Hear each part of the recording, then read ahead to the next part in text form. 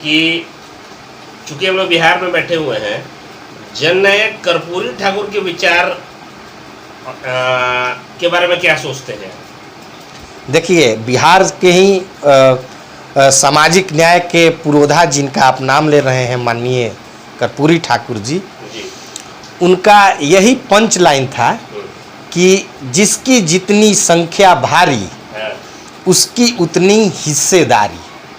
अभी हम पीछे चर्चा कर रहे थे कि इस सर्वे से हम पता लगा पाएंगे कि किन जातियों की कितनी संख्या है और उनका आर्थिक स्थिति क्या है, उनका इकोनॉमिकल स्टेटस क्या है। तो इस सर्वे के बाद, जातीय सर्वे और आर्थिक सर्वे के बाद, इस लाइन को हम लोग जस्टिफाई कर पाएंगे कि जिसकी जितनी संख्या भारी उसकी उतनी हिस्सेदारी। दोस्तों नमस्कार, हम आज बैठे हुए हैं बीवी न्यूज़ यानी अपने स्टूडियो में औरंगाबाद में, और हमारे सामने हैं जिला प्रबंधक, डिस्ट्रिक्ट मैनेजर स्वास्थ्य विभाग और जिला औरंगाबाद से। और सर को आज स्पेशली मैंने इनवाइट किया हुआ है अपने न्यूज़ रूम में, और सर से कुछ महत्वपूर्ण विषय है जिसमें सर बहुत अच्छी अपनी राय देते हैं। तो आइए आपको मिलवाते हैं। सर नमस्कार। जी नमस्कार। मैं इस ज़िला में बुनियाद केंद्र का जिला प्रबंधक हूँ।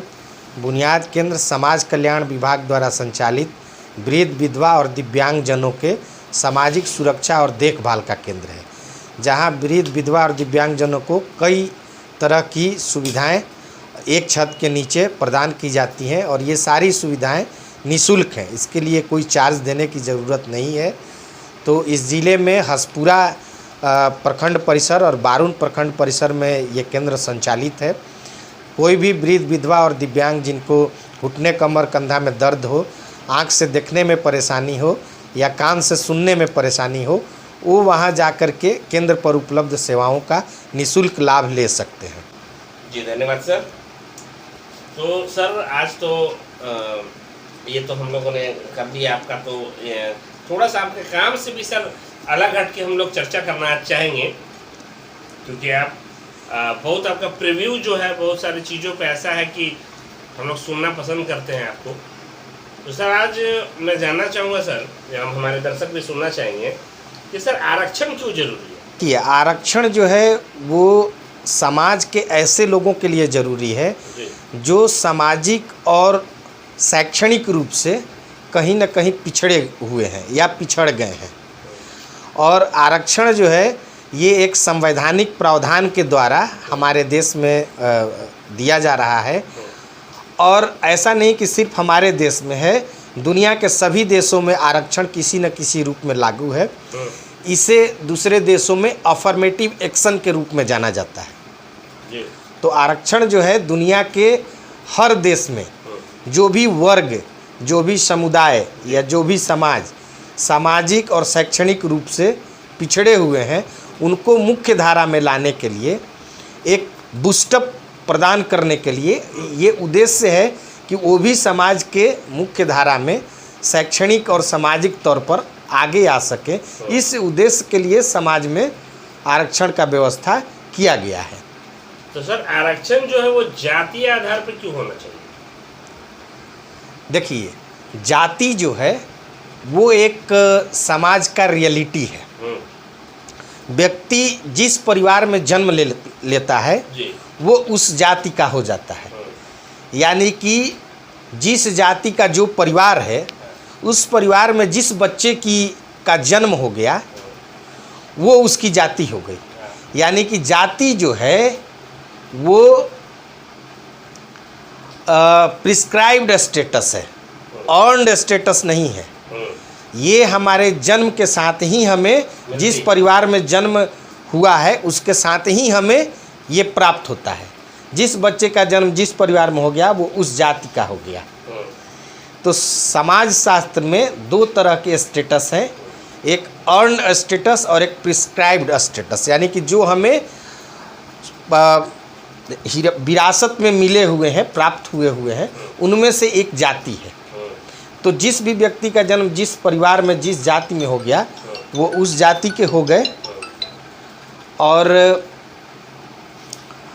उसके बाद अगर आप पढ़ाई कर कर के अगर कुछ अचीव करते हैं तो उसको अचीव्ड स्टेटस या प्राप्त जो है कि स्टेटस माना जाता है, अर्न्ड जिसको बोल सकते हैं, अर्न जिसको बोलते हैं। जी तो चूंकि समाज जो है कई लेयर में बटा हुआ है, जी, समाज का एक सोशल स्ट्रेटिफिकेशन है, मतलब समाज जो है एक सामाजिक स्तरीकृत संरचना है या व्यवस्था है।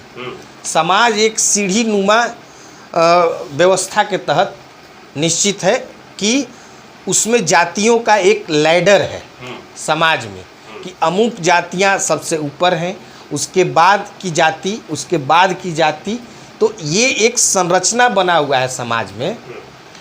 तो उसी संरचना के आधार पर जो सबसे नीचे हैं वो पिछड़े हुए हैं, और उनको जो है कि सबसे ऊपर वाले के बराबरी में लाने के लिए ही ये आरक्षण का प्रावधान है।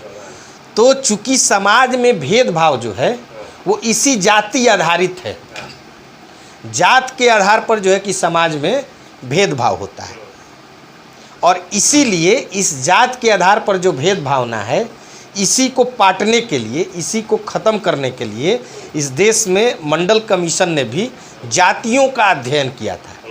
इस देश में हजारों हजार जातियों का अध्ययन किया गया था माननीय विश्वनाथ प्रताप मंडल जी के द्वारा, और कई जातियों के सामाजिक और शैक्षणिक पिछड़ेपन का आकलन किया गया था, और इसी वजह से ये निकल करके आया था उस पेपर से, उस आकलन से, कि कौन कौन सी जातियाँ पिछड़ी हुई जातियाँ हैं, और उन्हीं के आधार पर जो है आरक्षण का प्रावधान जाति के आधार पर किया गया। क्योंकि हमारे संविधान में लिस्टेड है शेड्यूल्ड कास्ट, शेड्यूल मतलब एक लिस्ट, और कास्ट मतलब जातियाँ। उसी तरह शेड्यूल्ड ट्राइब्स, एक जनजातियों का भी एक लिस्ट है। तो scheduled tribes and scheduled caste के अलावा पिछड़ी जातियों का अध्ययन जो है कि मंडल कमीशन के द्वारा किया गया था, और उनके पिछड़ेपन को देखा गया था कि कौन कौन सी जातियां, क्योंकि समाज हमारा स्तरीकरण में कई स्तर में बटा हुआ है। तो जिस तरह से जातियों की व्यवस्था है समाज में, उसी बटे हुए व्यवस्था के अंतर्गत कौन सी जातियां किस स्तर पर आती हैं और उनका सामाजिक शैक्षणिक स्तर क्या है, उनको बढ़ाने के लिए जाति के आधार पर आरक्षण देने का प्रावधान किया गया। तो सर आरक्षण जो है वो आर्थिक आधार पर क्यों नहीं होना चाहिए?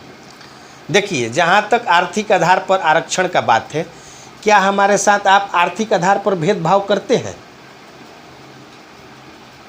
अगर मैं किसी पिछड़ी जाति या अनुसूचित जाति से आता हूँ और मैं आईएएस ऑफिसर हूँ, लेकिन मेरी जाति जो अनुसूचित जाति है या पिछड़ी जाति है, उसी के आधार पर मेरे साथ भेदभाव होता है समाज में। मैं आईएएस बन गया तो मेरे पास पैसे हो गया, लेकिन क्या एक प्रिविलेज जो अन्य आईएएस को मिला हुआ है, जो सो कॉल्ड अपर कास्ट से आते हैं, और मैं अगर बैकवर्ड कास्ट या अनुसूचित जाति से आता हूँ तो आईएएस बनने के बाद मेरे पास भी पैसा हो गया।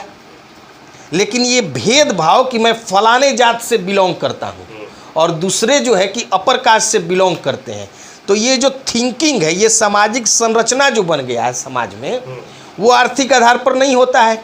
हमारे साथ भेदभाव नहीं होता है आर्थिक आधार पर, हमारे साथ जाति के आधार पर भेदभाव होता है। हमारी जाति लेकर के नाम ली जाती है, हमारे जाति सूचक शब्दों से गालियाँ दी जाती हैं हमें। तो जब हमारे साथ भेदभाव जाति आधार पर होता है तो आरक्षण कैसे आर्थिक आधार पर होगा? जातीय जो गणना कल जो हाईकोर्ट का फैसला आ गया, तो उस जातीय गणना पर क्या आप कहना चाहेंगे? देखिए, कल जो हाईकोर्ट का फैसला आया है, ये एक्चुअल आना ही था, इसको जानबूझ करके डिले किया जा रहा था। सामाजिक न्याय की जितनी भी पार्टियां हैं, चाहे वो बिहार हो, बिहार परिवर्तन का राज्य रहा है हमेशा से, या पूरे देश में, देखिए, जब तक ये मालूम नहीं होगा कि किन किन जातियों की कितनी संख्या है, कितनी आबादी है, तब तक उनके पिछड़ेपन का आकलन नहीं हो पाएगा। और पिछड़ी जातियों की संख्या के आधार पर, उनके पिछड़ेपन के आधार पर उनको फिर मुख्य धारा में लाने के लिए या बराबरी में लाने के लिए क्या क्या योजनाएं बनाई जा सकती हैं या क्या क्या कार्यक्रम तैयार किए जा सकते हैं, ये किया जा सकता है। तभी जो है कि समाज में एक समरसता कायम होगा, सामाजिक न्याय जो है वो परिभाषित होगा और समाज जो है कि इस तरह से कई लेयर में बटा हुआ है, उस खाई को एक पाटने का प्रयास होगा। तो जातीय सर्वे जो है ये एक आंकड़ा या आना बहुत ज़रूरी है। बिहार में तो खास करके सभी पार्टियों का वोट बैंक का बेस जो है वो जात ही है। तो बिना जातियों की संख्या के आधार पर वोट का परसेंटेज आप कैसे पता लगाएंगे? तो जातीय सर्वे के आधार पर इसके साथ एक हो सकता है आर्थिक सर्वेक्षण भी इसमें लिया जा रहा हो। हाँ सर, है सर।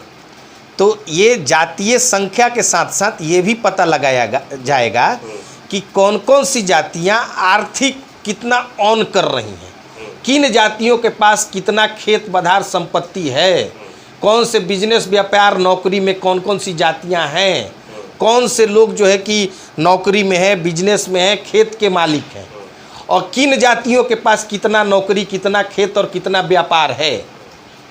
उसके आधार पर एक जो है कि बराबरी करने का प्रयास फ्यूचर में हो सकता है।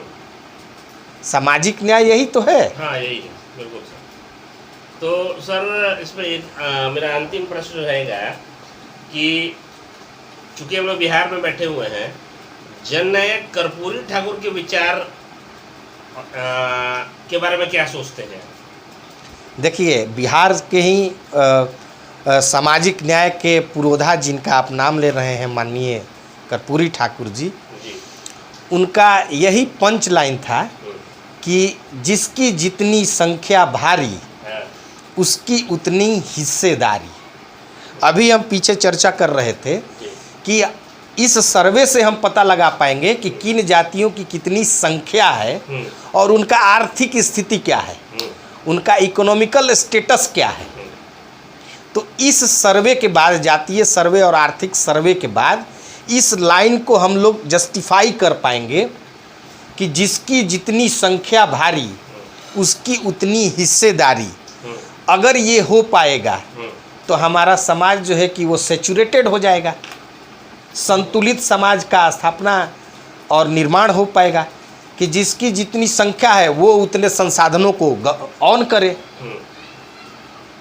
और आपको हो सकता है कि हर वर्ग में पिछड़े लोग हों तो वो उस वर्ग में लोग उसको आगे बढ़ाने का सोचें, जिनकी जितनी संख्या है उस संख्या में उनको बढ़ाएं। इसको प्रोपोर्शनेट सैम्पलिंग के माध्यम से आप समझ सकते हैं कि जैसे अगर 100 रोटी है और 100 लोग हैं तो जिनकी जितनी संख्या हो गई, 100 लोग हैं और 100 रोटी है, एक एक रोटी बांट देना।